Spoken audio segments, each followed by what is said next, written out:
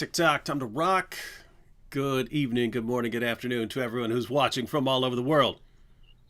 I'm your friendly neighborhood philosopher, David Wood, and with me now is the man who has dedicated his life to talking about an internal spiritual struggle that convinces people to go to the gym. Shame. It is, because so many people, obviously the epidemic of obesity, David, makes it very clear that not enough people are going on jihad. And so it's a good thing that we're doing this, because there's not enough jihad in the world, and we need to get these gyms packed. Everyone needs a little more jihad in their lives. Because That's jihad just means struggle, ladies and gentlemen, and we need to struggle against poor eating habits and things like that. And kafirs and Yeah, whatever. them too. Them too. In fact, they're related, because if you get all shredded up, you can do a better job of hacking up kafirs and so on. You know what I mean? Yeah, actually, Mohammed Hijab showed up in a news story this week that I've got ready, and I thought about that his jihad is hitting the gym so he can hit the kafirs all the harder. Wait, so are we saying that Mohammed Hijab is actually making it to the latest jihad news that we're bringing? Yeah, Mohammed Hijab. Now, the problem is I got so much jihad because we unfortunately missed last week. It's going to take me a minute to find this. By the way, I don't know how you find anything, because I've seen your computer and there'll be like 100 tabs open at the top, which when the tabs are shrunk to that small, you can't see what anything is. You just have to click through everything. Yeah. Well, this is our problem, David, and I know it's my problem. It's your my struggle. problem. It's your jihad. That's your jihad. So I haven't figured out. I got to take some time before we come back next time. Got to take some time and figure out how to organize these things so that it's just easy to find. But I can tell you the story. Actually, it was about Ilhan Omar, and she got caught in a bit of an inconsistency between her political positions and her religious ones, because of course she's a hijab wearing Sharia adherent Muslim, and she wished gays a happy Pride Month at the beginning of this month, whereupon Mohammed Hijab said, "Are you even a Muslim? Don't you know what Islam teaches about homosexual activity?" And so I thought it was interesting. He was widely quoted all around the world in news stories about this. And it's interesting to note that there is an inconsistency there, and political expediency sometimes leads even pious and observant Muslims to do something, to take positions that are against their religious positions. But this is a hazardous thing for them to do because of Islam's death penalty for heresy and for apostasy. So the quick outline would be: Ilhan Omar says, "Happy Pride Month." Mohammed Hijab says, "What are you talking about? You're not supposed to be doing that." At which point, maybe she sent him a private message saying, "Come on, trying to subjugate these people, and I need all the alliances I can get right now." Yeah, it was even a bit more ominous as well, because I found it finally, David, and Mohammed Hijab specifically said to her, "Do you understand that Islam prohibits homosexual sexual practices? Have you left Islam?" Now that, of course, is a very loaded question, because if she left Islam, she would be under a death sentence. And so it's an ominous question from Mohammed Hijab to ask her, and one that carries an unmistakable whiff of a threat behind it. Yeah, that is when someone like Hijab is asking if you're his buddy Ali Dawa, they're looking forward to the day when they get political control over other people and so on. But they obviously want the right politicians in place to carry out the death penalty for apostasy. But isn't it interesting that, the people who are actually in place would be the ones that people like Ali Dawa want to execute for apostasy? You know what I mean? It's like, wow. They're their friends. That's their ally. This is strange The stuff. ones who are helping them because they would denounce you and me as Islamophobes and so on, and ally with Ali Dawa, not realizing that they're pronouncing their own death sentence. Quick comment here from Reasoned Answers. Reasoned Answer says, I've compiled a lot of data on responses to your what channels to recommend video. Let me know if you want it. Yes, if you've actually done what I was going to do, which is sort of tally up the results and stuff and see which channels are recommended most frequently and so on, because there are like thousands of comments on that. But yeah, if you've done any of that work, Reasoned Answers, yeah, send me a message. All right, what do you got next, Robert? Because there, I've even heard of some jihad over this past 2 weeks. Well, let's talk about the big stories. The biggest story, unfortunately, is out of Nigeria, where during Sunday Mass at St. Francis Catholic Church, the city escapes me right now. Oh, in Ondo, in Owo, excuse me, Ondo State, St. Francis Catholic Church, right in the middle of Mass, people who had disguised themselves as parishioners got up, set off a bomb, opened fire as well. The official death toll is over 50, but there have been many Nigerians I've seen on Twitter saying, no, it's well over 100. I am not saying that's necessarily the case, but there are considerable amount of reports of that. Now, one interesting thing about this whole thing is that eyewitnesses in the church said that the people who did this were Fulanis. And the Fulanis, of course, are a group of people who have been carrying out a very violent jihad against Christians in Nigeria for many years. So this was immediately believable. So when I posted this information on Jihad Watch and it went to Twitter, immediately I was inundated with Nigerians telling me they were not Fulanis, they were not Muslims. And well, okay, if they were Fulanis, they were not Muslim Fulanis, but 99% of Fulanis are Muslims. And if they were Fulanis, Muslims, they were not jihadis. And it seems that there is a concerted effort there, as there is in so many other places, to deny the obvious because people are afraid of the consequences of telling the truth. But as I say, eyewitnesses were reported as saying that this was Fulanis and this is thus a jihad attack. It's a shame that in Nigeria, as well as in so many other places, there's such fear that people shy away even from enunciating rather obvious truths.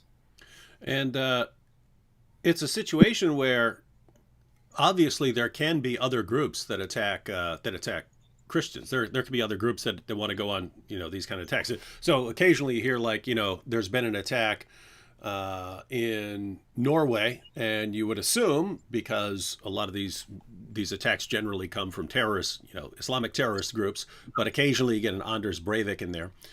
And most mosque attacks are from Muslims of a different sect, but occasionally you get that guy in New Zealand and so on. And in Africa, most of the terrorist attacks you hear have something to do with like Boko Haram or Islamic State or something. But there can be some other groups that decide to go on a killing spree. One interesting thing that was pointed out, because whatever the case was, these are people who are targeting Christians. It's impossible that it was Fulanis. It's just that eyewitnesses said this. Yeah. And there were also, I should say, even though I was inundated on Twitter with people lambasting me for reporting this, there were also many other Nigerians responding to their countrymen and saying, oh, this was Fulanis. It's obvious this was Fulanis. Mm-hmm. The eyewitnesses said it was Fulanis. So it's not as if this is going out on a limb in some way or something. Mm-hmm. And this is, I just read right before that attack. I mean, like 3 or 4 days before, I read an article posted by Raymond Ibrahim, and the title, this is May 30th. So this is barely over a week ago, and just a few days before the attack in Nigeria. And his article for the Middle East Forum is titled, "For the United Nations, a single mosque attack outweighs countless church massacres." And so he's pointing out that the United Nations commemorated March 15th as International Day to Combat Islamophobia, because there was a terrorist attack a while back, a couple of years ago in New Zealand. And because of that, because there was a terrorist attack on a mosque, two mosques in New Zealand, therefore we need this international day to combat Islamophobia. But then, so Raymond Ibrahim then points out, he just lists the attacks on churches over the past few years. And it's Sri Lanka, Nigeria, Pakistan, Iraq, another in Nigeria, Egypt, another in Nigeria, Egypt, Indonesia, Egypt, Philippines, Indonesia, Pakistan, Germany, interestingly, Egypt, Russia, France. Attacks on churches. And so it's just interesting that you can have these attacks on churches a couple times a year and no one cares, but as soon as someone attacks a mosque and it's not another Muslim group, hey, we need the United Nations to jump into action. Interesting stuff. Interesting. Must always be advanced, and the narrative is always that Muslims are victims, no matter what happens. And there's actually the other big story this week is related in that way, and that is the story out of India of Nupur Sharma, the former spokeswoman now for the ruling party, the BJP, and she was in a debate on television, and she said that there were I'm sorry, here I have it here, just a second. You have what she actually said, because I read like 5 articles, because people started sending me messages, David, could you make a video about this?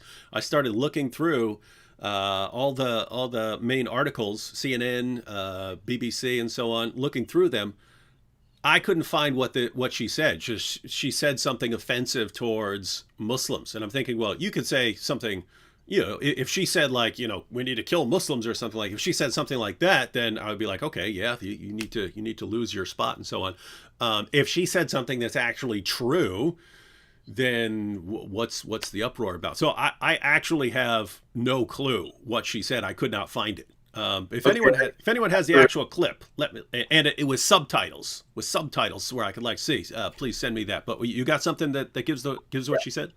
I do not have the exact words, but Op India reported on May 28th.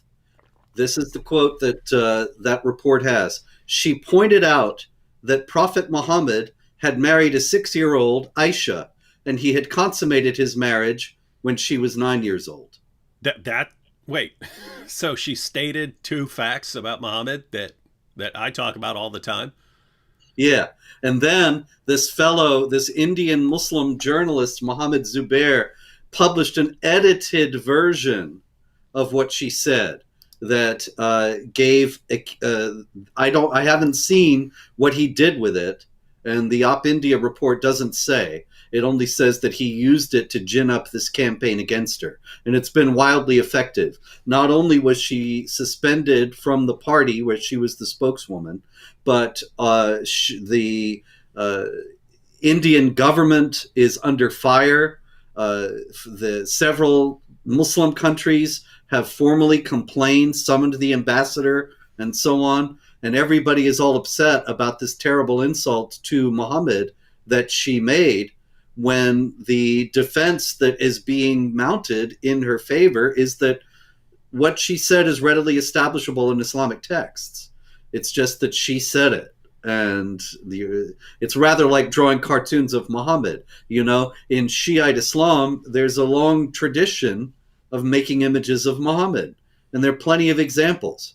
But when we drew Muhammad in Texas, ISIS came to kill us. It's when an infidel does it, it's a different matter. And so it seems that that's what's at play here, that she crossed a line in the sense of saying something that was entirely true, but in a manner that showed that she did not approve of it. And so that's reminiscent of Islamic law's provision for the dhimmis, that they must not mention something impermissible about Allah or the Quran or Muhammad. Not false, but impermissible. And that's the exact words in Reliance of the Traveler, the Shafi'i legal manual. And it's interesting to note that it doesn't say you can't tell lies about Islam. It says you can't mention something impermissible. And that seems to be what she did here. Yeah, and that is you have a couple different categories. So you could say something that's actually inciting violence, and then that that should rightly get you into trouble. Then you could say something that's not inciting anything of the sort, and it's false. So if you started saying Muhammad's an alien or something like that, and he was, he was here to conquer the world in the name of some alien species or something like that. Well, there you'd be spouting nonsense. It would be weird to get into trouble for saying something, especially if you're mocking it or something like that. But then you have what's insane about Islam is, as you just pointed out, you could be saying something that's totally factual and you get in trouble for that, right? You could just read from their sources and not even say a word that's critical. But if they just know you're not on the side of it and agreeing with it, That's it. they're coming after you. And it's the sad part here is, I mean, think of the example that just set. If that's all she said, if all she said during a debate was something that is a factual statement about Muhammad, and then the uproar gets her fired from her position. One, that encourages all the complainers. Hey, if you want to get your way in the world, just keep flipping out over anyone who says anything about your prophet. But two, I mean that sets an example for people who would think of stating facts about Muhammad. Hey, don't do that. If you're part of any position within the government, don't ever state facts about Islam or Muhammad that will embarrass Muslims, or you'll be fired. So it's a dangerous game. And that's exactly it. And it's a game they've been playing for years. This is the highest profile example of it. But I encountered this back in 2006. I guess it was. I wrote The Truth About Muhammad, which is a biography of Muhammad based on Ibn Ishaq, Ibn Hisham, and the biographical, the Sirah material, and the Hadith, and so on. All pretty straightforward stuff. And Dr. Khalil Muhammad, a professor at the University of California, San Diego, was absolutely livid and wrote this unhinged attack, saying he tells lies about Muhammad in this book. He says Muhammad married his daughter-in-law. And I was kind of amazed, and I thought, he's just trying to get away with something here. Mm-hmm. He's counting on people not knowing that Muhammad married his daughter-in-law, and he's trying to fool us. But I think there's more to it now. I realize I had said something impermissible. In other words, non-Muslims are not supposed to notice things that would fall into the criterion of embarrassment. They're not supposed to notice the things that Muslims might be embarrassed about in the canonical stories about Muhammad. And if we do, then it's our fault. And what happens is what's happening to Nupur Sharma now. I have a comment from India here. David from India here. She literally said, Muhammad married a 6-year-old and consummated marriage at 9. What if I make fun of it? In response to a Muslim making fun of Hinduism. So responding to a Muslim making fun of Hinduism by saying, hey, what if I make fun of Muhammad for this? And that's, I mean, I can't verify this because anyone could have just sent me that comment, but that's pretty creepy. That is pretty creepy. I mean, I look at, given the history of Islam in India, I'd be willing to cut some slack towards someone who said some things that are critical of Muhammad, right? Like even if it was just a person just blasting away at Muhammad, I'd be like, all right, you people in India got a right to to blast away there more than most people. But I mean, to just say something completely true directly from the Muslim sources that Muslims themselves are talking about here in the West and saying there's actually no problem with having sex with a 9-year-old girl and actually pushing this on people. People need to be aware of this stuff, but you just can't say it. Sad world, sad world. Indeed. Yeah, I got a whole list actually at Jihad Watch. I publish it occasionally of Muslim clerics and various Islamic authorities all around the world saying there's no minimum age for marriage. You can marry a little baby if you want to, etc. And that all comes from the same thing, from Muhammad's example. Anyway, I got so much more jihad, David. Awful lot of jihad. Of course, we did miss a week. I'm sorry for that, but there's also just very much jihad activity. It's interesting to note that the Indian government, in response to all this controversy over this, is behaving very much like a Sharia state or a dhimmi state. 3 people were arrested on June 7th, just yesterday, for Facebook posts supporting Nupur Sharma, and were accused of hurting Muslim sentiments. Now, hurting Muslim sentiments is actually a phrase that I see a lot. It's a criminal offense in Indonesia, I believe, and elsewhere. It's a phrase that is very, very commonly used, and something that is used in the sense of this is a deplorable and unacceptable thing to do. And there's the assumption all over the world that it is the obligation of the non-Muslims to respect Muslim sensibilities, even to the extent of adopting their perspective on what can and cannot be said. And these people were arrested for not sufficiently paying attention to that. Speaking of not paying sufficient attention to Muslim sensibilities, I got another out of Michigan.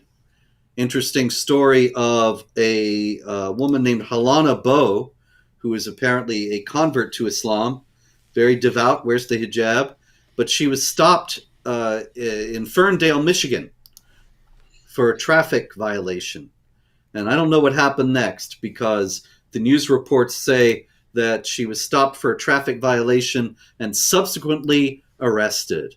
So, I've been stopped for traffic violations and not been hauled in to the station. This has happened to me more than once. And so I had to wonder, what did she do? Did she insult the officer? Did she argue with him? Was there something in her car? I'm guessing it's just straightforward Islamophobia. He saw the hijab and locked her up. Well, what happened is she goes to the station. They want to take the mugshot. They take off her hijab. So she complains to the Council on American Islamic Relations. They sue, and they win an undisclosed amount. And I got to tell you, I think this is just a total shakedown, because we just had the story. We were talking about it a few weeks ago, David, out of Australia, of that psychopathic woman, Momina Shoma, who stabbed her landlord in the neck in Australia. And then she was in prison, and she had a garden shears hidden in her hijab and attacked another inmate in the prison with the garden shears. This is a vivid illustration of the fact that things can be hidden in the hijab, and that can be lethal. And so to act as if this is just straight up Islamophobia and no security issue is ridiculous. But they got a court to go for it, and they cashed in, and that's what it's all about. Must be nice. Indeed. There is also a story out of where was it? I don't have it in front of me. Oh, here it is. This was also a similar story out of where was it? I don't see where it was. It's somewhere in the United States, David. I'm sorry. The Muslim woman wearing a hijab walks into McDonald's. Oh, it was no, sorry. I don't have that. In any case, she walks into McDonald's with her 2 twin sons, 7 years old. Mm-hmm. And they order a fish sandwich. And they get the sandwich, and there's bacon on it. And so they are suing now. And CARE is on the case.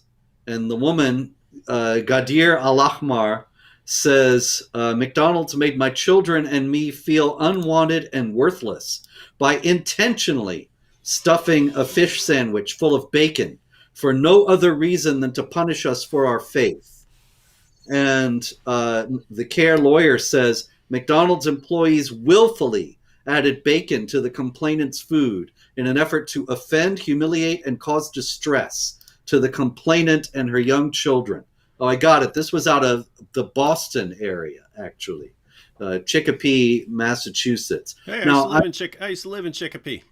okay, so maybe you went to McDonald's there sometime. Huh? I've Did I? been to McDonald's in my life, and I can tell you that I didn't see the people making the stuff.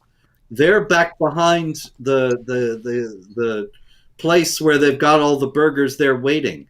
And so in the first place, it's unbelievable because they expect somebody to have been peeking out and see this Muslim family and hate Muslims and be malicious and decide to load the sandwich up.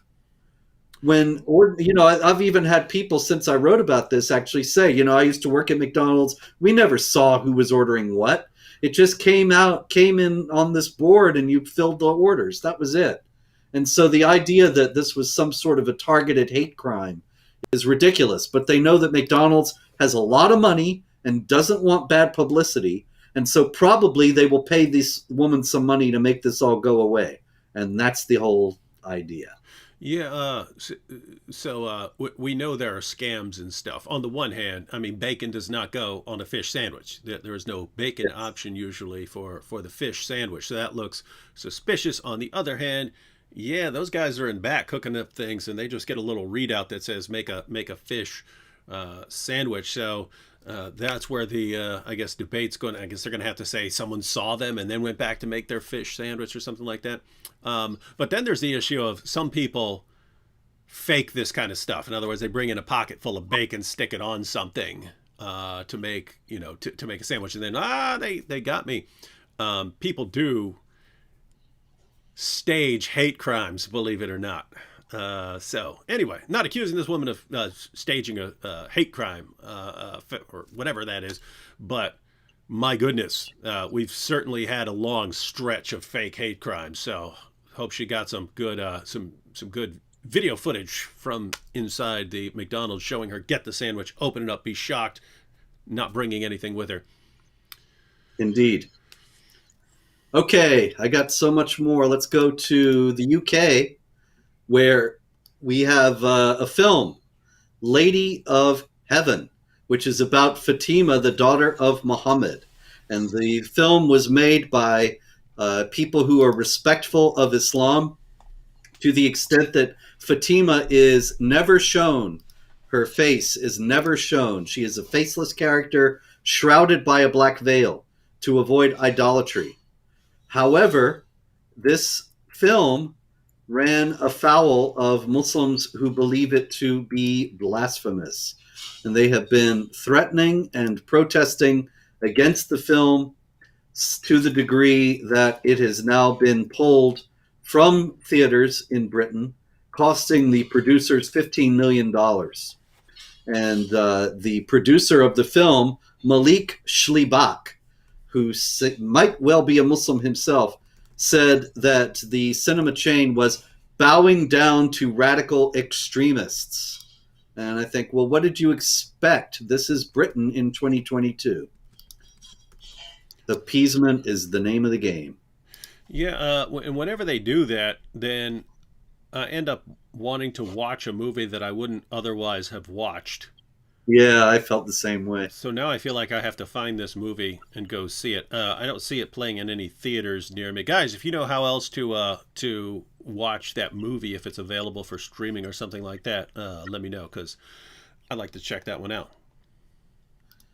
Okay, let's see.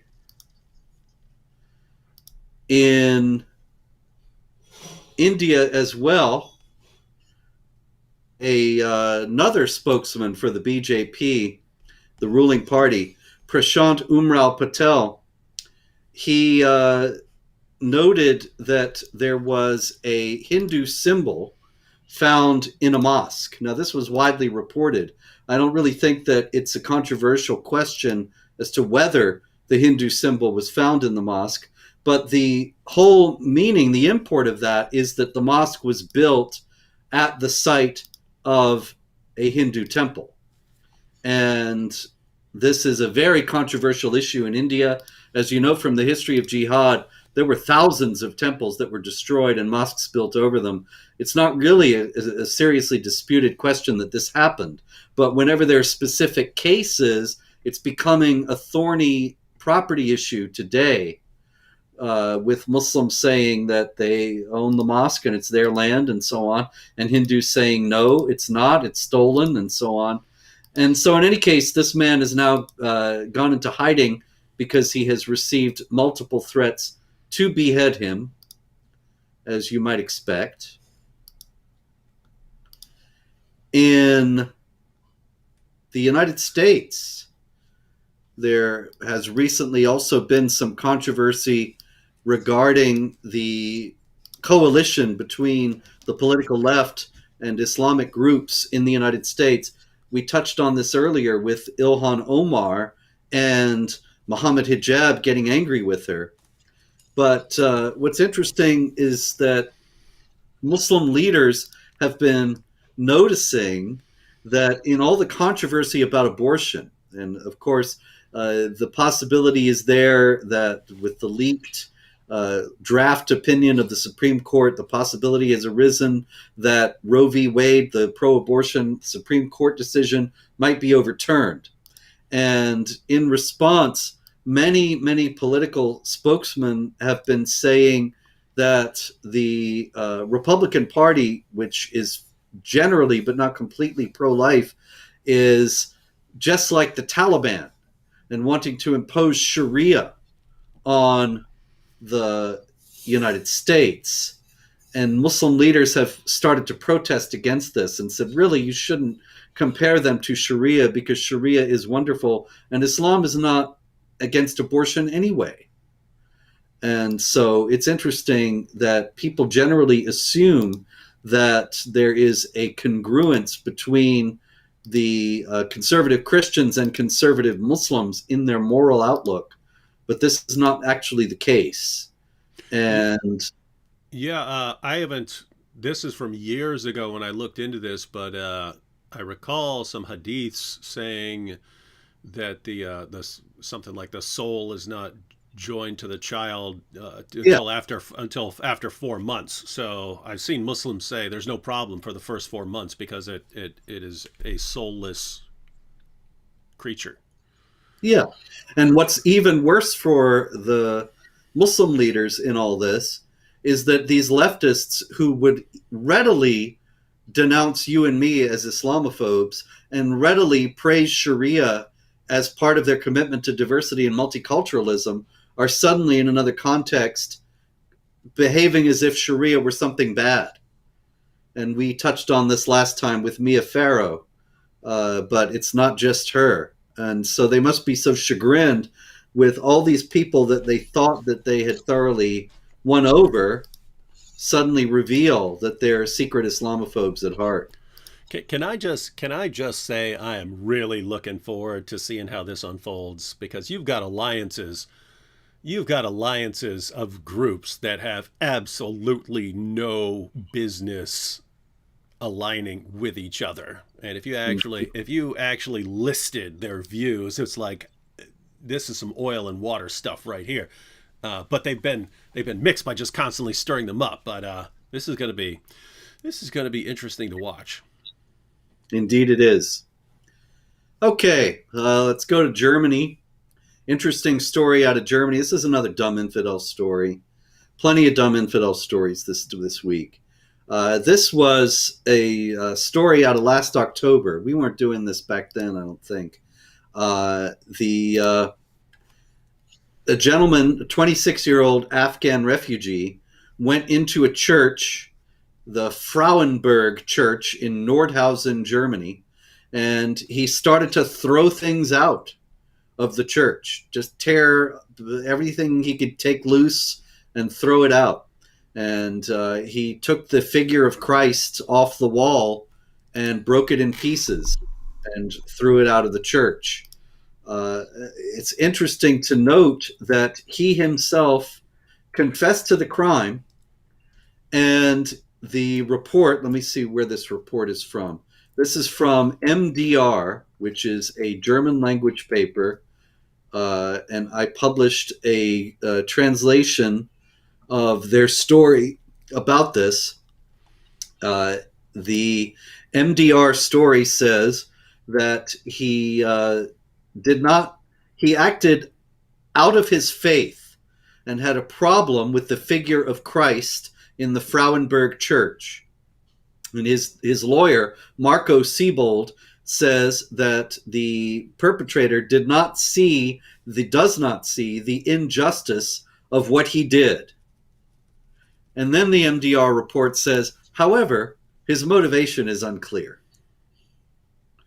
Now, David, I'm afraid his motivation is quite clear. He himself said it, that he did it because of his faith.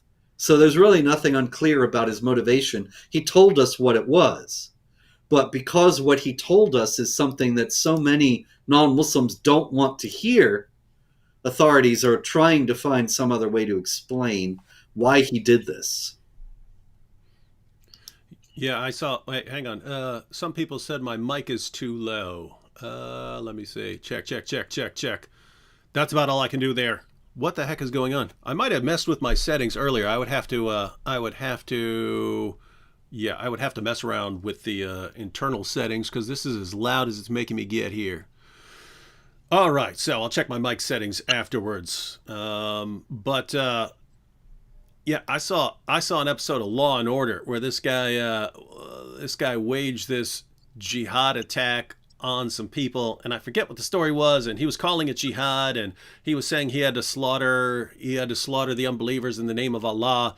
But they kept on probing and probing and probing, and it turned out that something like he was just anti women because of some bad experiences that he'd had before he converted to Islam, and he only converted to Islam because he was anti women and wanted to be able to claim it was because of some religion even though it wasn't. And so that's why, Robert, that's why they can't be sure of the motive, even if you're saying, hey, I slaughtered them in the name of Allah because of this and this and that, or whatever you're giving as your motives, there's got to be something else. And that's why there's always the great mystery of what's causing it.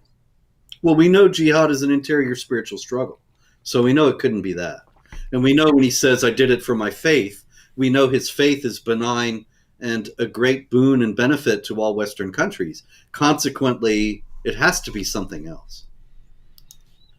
In a similar vein, we had the story of Abdul Malik A. The last names are not released in Germany. And he came up to a woman, stabbed her in the throat while she was gardening in her yard. And he was angry because he said women should not work, and she was working. In any case, even though he has been quite clear about that, he has been sent to a psychiatric hospital. Of course, there's no other possible motive that he could have had for stabbing someone in the neck other than that he's psychologically disturbed. There isn't any other possible reason why he would have done that. None whatsoever. None. None. Meanwhile, another infidel in France betrayed, like the ones the Muslim leaders in the US were complaining about, betrayed that he knows that Islam is not all polka dots and moonbeams the way that we're told. And this came about in the trial of a gentleman named Hussein Ahmed. And Hussein Ahmed is accused of rape and murder. He is a Syrian native, and he's on trial now. And his lawyer has said the pitfall of this trial is the cultural difference between Syria and France. And apparently the lawyer is offering the cultural difference between Syria and France to explain why this man would have killed his wife and child. The idea that, of course, there is some culture that would allow for this in some way, that would allow, say, for the beating of women from whom you fear disobedience, or the killing of people to restore the honor of your family, and so on. These kinds of things are generally never acknowledged in the West. and those who do acknowledge them are criticized for doing so. But then when it comes to things like this trial, suddenly they do know about them. That is, governing authorities and police and so on. And I find that very strange, really, that these things don't seem to exist except in time when they suddenly become useful. It'll be interesting if it's a successful defense of some sort. Indeed, that could be catastrophic, really, for France, for all of Europe, because there are plenty of other crimes that can be consigned to cultural differences, given the fact that Islam teaches warfare against unbelievers, teaches that you can take infidel women as sex slaves, and so on. There are many, many crimes that this defense could be used in. In Pakistan, we have several similar crimes. Actually, in one case, a Muslim gentleman murdered his wife. His name is Zulfikar Jiskani. And he killed his wife, Babli Jiskani, for resisting his attempt to marry off their underage daughter at a hefty price. Now, she was, of course, disobedient in doing that, and consequently ran afoul not only of the wife beating passage that we referred to before, but also one that you have referred to in previous shows about how, is it 3336, that you are not to question what Allah and His Messenger have settled. And so, yeah, that and 465. So there you go. So these things mean that she is an infidel and consequently can lawfully be killed. Interesting to note that even in the context of all of this going on, or against the backdrop, I should say, of all of this going on, we have people like Saufsan Chebli, who is from a Muslim background but doesn't appear to be all that observant. She is a German politician for the Social Democrats, which is a pretty far left party, does not wear the hijab, and so on. But she recently noted that anti-Semitism threatens us all, she said, and it also threatens Muslims in particular. Now, I thought that was an interesting statement, given the fact that anti-Semitism is actually the term that's generally used for acts of hatred against Jews, not Muslims at all. But we know how effective the victimhood card is when it is played, and thus how often it is played. And so I thought that was an amusing example of that. Yeah, and also the fact that Islam is a source of quite a bit of anti-Semitism, right? With the claim that the Jews are the well, of course, the worst of creatures, along with Christians and polytheists. But then the Jews, along with the polytheists, are the worst of enemies to the Muslims, according to the Quran. Then you have the claims that the end isn't going to come until Muslims are actually hunting Jews down, and they're hiding behind trees, and the trees are saying, "Hey, there's one over here, come get him." And so it's just amazing that you have an ideology that actively promotes anti-Semitism to the point where you have to ultimately be waging war against the people of this group. And then you say, who are the real victims of the anti-Semitism? The people who serve the ideology that calls for it. Them. It's like next it's going to be like, and you know who else is a huge victim of anti-Semitism? Hitler. Like, what? What are you talking about? What are you even talking about there, right? You're not making any sense. Yep. You know, David, also anti-Semitism is so prevalent in Muslim communities because of the deep anti-Semitism in the Quran, but it's also in the culture. You know, Bosch Fawston, the cartoonist, grew up in a very secular Muslim household. They considered themselves Muslims, but were not devout by any stretch of the imagination. But he said that everyone in his family and everyone in his extended family and everyone he knew hated Jews. It was just part of the culture. And this was growing up in New Jersey in the 80s. You know, this is not in Afghanistan or somewhere. And this is just because of the, you know, actually, I remember when we were doing Islamicize Me, and I was watching you film some of the other segments, and it was just cracking me up. I'm glad that I was able not to laugh too loud to get on the mess up the soundtrack. But in any case, you were at one point. You remember you were saying something had happened, and you were looking very serious and very concerned. And said, "I know that the Jews have somehow gotten involved, gotten into something or other, and done this." And I thought, I wonder if people really realize how true to life and realistic that is. That there's so much of this kind of reflexive knee-jerk anti-Semitism in all too many Muslim communities. Yeah, I think I remember the scene I may remember the scene you're talking about, but we had read we got thirsty and we read the passages that say that water is not made impure by anything, and you can even drink water that has dead animals floating in it and stuff like that, and you could perform your ablutions with water that has dead dogs and human waste and used menstrual cloths dumped into it, because Muhammad said water is not made impure by anything. So we drink this water with a bunch of dead animals floating in it. Well, I don't drink it, they did. They drink the water, and so they both get sick, and later on we're trying to figure out why they're sick and they're throwing up, and I go, I know, some Jews must have poisoned our dead donkey water. Oh man, the classics.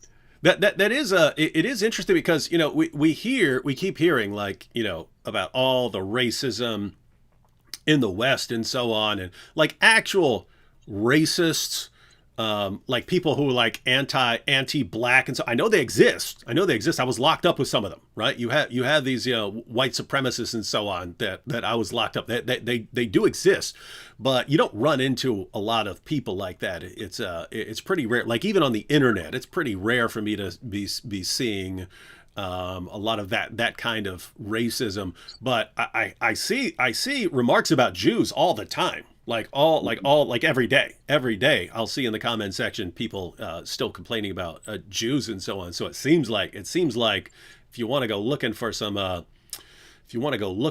bigotry there, I see a lot of that. Oh yeah. I don't have a good segue for that, but I do have an important story out of the Philippines. First time you didn't have a segue. First time, yeah, I'm slipping, David. Anyway, this is a story about the MILF, and that's the Moro Islamic Liberation Front. I think it's. You knew what you were doing there. you knew it. I tried. Anyway, the Moro Islamic Liberation Front is a jihad group in the Philippines. It has not been active for several years because they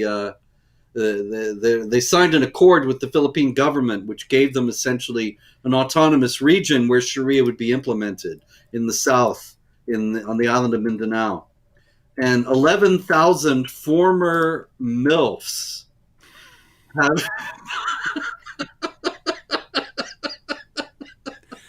All right, we got to be serious here. This is the time to be deadpan, right? This is the time to be deadpan. All right. I'm going to try. Yeah. I'm going to try. Go ahead. David, 11,000 former members of the Moro Islamic Liberation Front have now they have now joined the Philippine police force. So now you've got 11,000 MILFs on the Philippine police force. It's a movie, MILF Cops.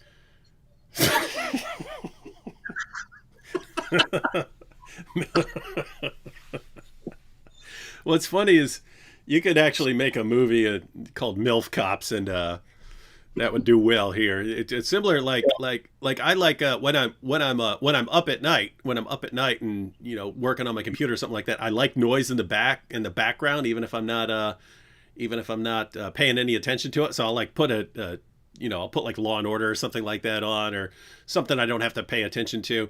But then all of a sudden it'll be some sex island show. I'm like, what the heck is this, right? Got to change that stuff. But MILF Cops. I mean, if any Hollywood producers are watching right now, MILF Cops you make a lot of money doing that show. and then they find out it's about policemen in the Philippines. Yeah, I But could go make that myself. I could go down there, film those guys, and then release my show, MILF Cops. And you'd get a lot of hits. In any case, the problem, of course, here is that this is predicated on the assumption that jihadis can be de-radicalized, as the term is, and that has actually never been proven. And there are de-radicalization programs all over the West, and they do not have a record of success. As a matter of fact, they were even closed down in France a few years back, and the French authorities admitted that it just was not working. And this is because they're predicated on the idea that Islam is peaceful and benign, and that the true Islam, properly understood, is entirely cuddly and warm. And so all you have to do is get these jihadis and teach them the true Islam, and they will turn from jihad, because jihad is based on a twisting and hijacking of the true peaceful religion.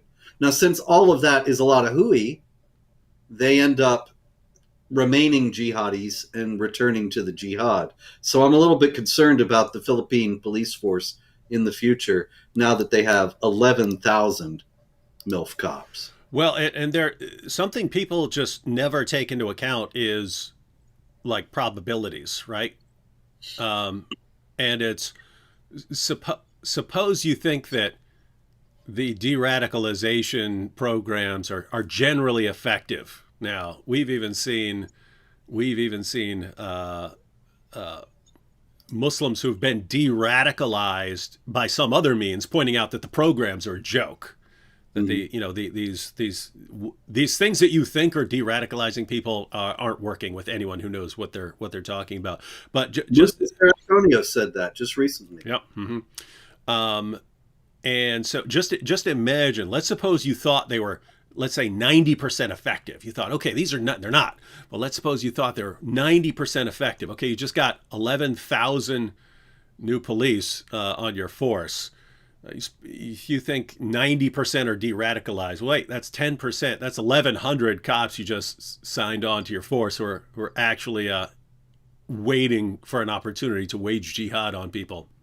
That's Even if you had stuff. 100 cops who were jihadis, they could wreak havoc. Mm-hmm. It's incredible. Let's see. I had a good one here queued up. Oh, yeah. This was another story out of India. All the unrest in India over Nupur Sharma saying that Muhammad had a 6-year-old wife. There was some mob violence in one area where people were asked their names by the mob. And if they had Islamic names, they were let go. But if they had Hindu names, they were attacked. And this, of course, is something that we have seen. I think people don't know how often this has happened. I have a long list here at Jihad Watch. I won't read it all since we are coming up to the end, but I will note that this has also happened in the United States. And I would wager that most people have no idea of that. But there was a Somali Muslim named Dahir Adan in St. Cloud, Minnesota in 2016. And he went to the St. Cloud Mall, and he would stop people and ask them if they were Muslim or Christian. Quite a lot of Muslims in that area, so it was a reasonable question, not out of the blue, as it would be in some parts of the United States even still. And if they answered that they were Christian, he stabbed them. If they answered that they were Muslim, he let them go. There are many other incidents of this where Muslims ask people, they get a group of people together and ask them to recite the Fatiha or some other prayer from Islam. And if they can, they are spared, but if they cannot, they are killed. We recently actually had a story that we discussed that went that way. I believe it was in Mozambique recently. In any case, it's happened all over, I can say. I see here in Nigeria several times, in Burkina Faso, Mozambique, the Philippines, Mali, Kenya. That was a big one. In Westgate Mall, they asked people various questions about Islam, murdered those who couldn't answer. This has also taken place elsewhere in Kenya, in Bangladesh, even in Belgium. And so this reflects, I think, perhaps most vividly the Quran passage 48:29, chapter 48, verse 29. Muhammad is the apostle of Allah. Those who follow him are ruthless to unbelievers, merciful to one another. And you have a couple of different views on this, which we see playing out in the world. You have views within Islam where it's acceptable to kill your fellow Muslims as collateral damage as long as you're targeting the unbelievers. And the reasoning there was that the early generations of Muslims would use catapults to attack towns, even though the catapult could always hit your fellow Muslims, but they thought that was okay and so on. So that's the reasoning, and so that's why you'll have Al Qaeda and so on not hesitate to destroy a building, even if there are Muslims in there, or they're not the ones you were attacking, and so you're okay. But then you have Muslims who really want to be careful about killing their fellow Muslims, don't even want to kill them as collateral damage, and so on. And so then you get the little pop quiz before you get popped in the head. Interesting stuff. Okay, so we have several other stories of the same dispiriting variety. Democratic Republic of the Congo, jihad raids on a village, 18 people killed, houses burnt down. Nigeria, a interesting story actually. The Jamar Ansarul Muslima fi Biladi Sudan, also known as the Ansaru, that is the helpers, the Ansar. That's a group going way back to the beginning of Islam. The helpers, the Muslims who converted in Medina rather than those who came from Mecca with Muhammad. But in any case, this group issued a statement because they have been blamed for an attack on a train that took place in March. And they said, no, they did not attack the train. And they explained that they do not kill or abduct people unless they are sure that they are infidels. And so that is, here again, is this distinction between Muslims and non-Muslims, which runs through all of Islam and guides the choice of victims for jihad. And it's this strange situation where everyone who sees it being played out in the world is horrified by it, but if you point out where it comes from, you're the bad guy. You're just the bad guy. There we are again. So I see we're up to an hour here, so I think I got some more, but perhaps we should call a halt at this point. All right, ladies and gentlemen, well, that's been an hour of this week in Jihad. For those of you who haven't been on previous live streams where we talked about some resources, check the description box. If you do not have a copy of Robert Spencer's book, The Critical Quran, the link is there. You definitely need that one in your library, along with the history of jihad. In fact, if you get those two books, you'll be pretty well equipped for dealing with issues that come up from the Quran or issues that come up when discussing jihad. So definitely grab both of those if you don't have them already. All right, Robert. Well, every week we always think that we're done with jihad because, I mean, think about it. Everyone is telling us that jihad is just in our minds. Politicians, journalists, the entire education system, the entire entertainment industry, everyone always bombarding us with the claim that this is all in our mind. It has nothing to do with Islam. And we keep trying to believe them, but reality keeps overpowering their voices. And so it's just this 1400-year scream of Allahu Akbar telling us that, no, it does have something to do with Islam. All right, so hope we're not back next week, but we'll see y'all next week for more This Week in Jihad. Unfortunately, sadly, that's the world we live in. You don't like it? Do something about it.